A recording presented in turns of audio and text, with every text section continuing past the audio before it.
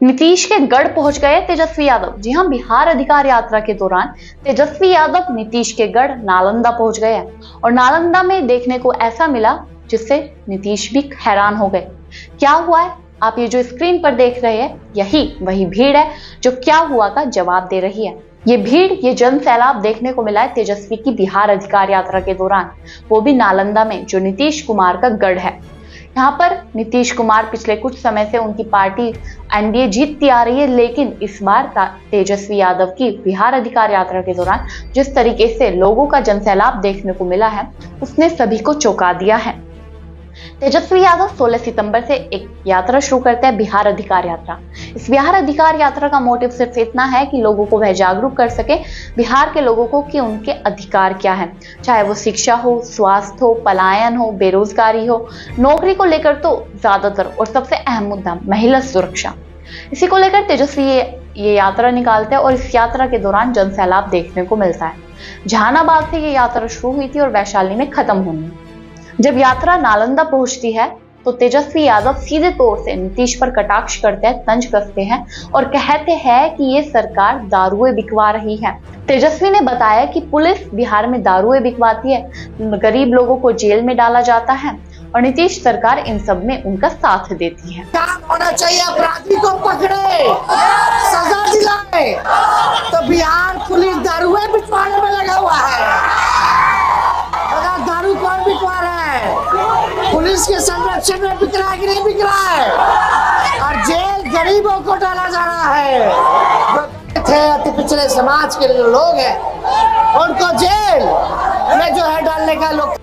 आगे तेजस्वी यादव अपनी उम्र का जिक्र करते हुए भी कहते हैं, तेजस्वी की उम्र कच्ची हो सकती है लेकिन तेजस्वी की जुबान पक्की है। जी हाँ, इसके बाद तेजस्वी यादव ये कहते हैं और उन्होंने ये भी कहा कि पिछले 17 महीने में जब हमारी सरकार थी तो हमने काम करके दिखाया था।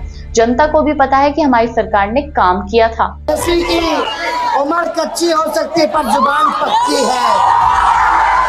हमने 17 महीने में काम करके दिखाया कि नहीं दिखाया? रात भर छापा मारते थे अस्पताल में। आप बताओ, कोई मंत्री, सब घूस लेने में लगा हुआ।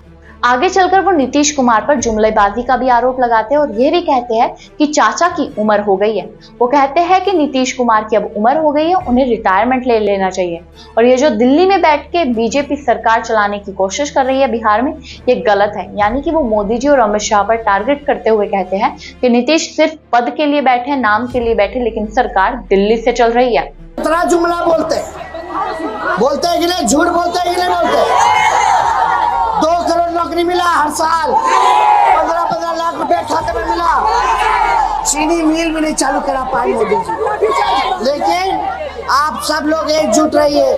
तेजस्वी हर समाज के, हर धर्म, हर जात, हर वर्ग को साथ लेकर के चलेगा। अब आपको नालंदा सीट के बारे में भी कुछ जानकारी दे देते हैं। नालंदा सीट में 7 विधानसभा सीट है। 7 विधानसभा सीट में 2015 में जब नीतीश कुमार महागठबंधन का हिस्सा थे तब वह जीते थे, लेकिन 2020 में ये सीटों पर सुपड़ा साफ हुआ। क्लीन स्वीप के साथ बीजेपी और एनडीए सरकार ने जीत हासिल की और अब 2025 में इन सीटों का रुख बदलता हुआ नजर आ रहा है। इन सीट पर नीतीश की पकड़ इसलिए अच्छी है क्योंकि वहां पर कुर्मी, कौरी और मुस्लिम वोट ज्यादा है। कुर्मी और कोयरी जो वोट समाज के लोग हैं वो वोट देते हैं नीतीश कुमार को, क्योंकि नीतीश कुमार भी कुर्मी समाज से आते हैं। इसलिए नालंदा सीट पर कुर्मी समाज के लोगों का ज्यादा होना नीतीश के लिए बेनिफिशियल है। लेकिन अब जिस तरीके से तेजस्वी यादव की यात्रा के दौरान नीतीश के ही इलाके में, उनके गढ़ में, नालंदा में ये भीड़ देखने को मिली, उससे सब हैरान हो गए हैं। अब आपको क्या लगता है कि तेजस्वी की ये जो यात्रा निकल रही है ये कितनी कामयाब होगी? हमें कमेंट बॉक्स में जरूर बताइएगा। तब तक के लिए नमस्कार।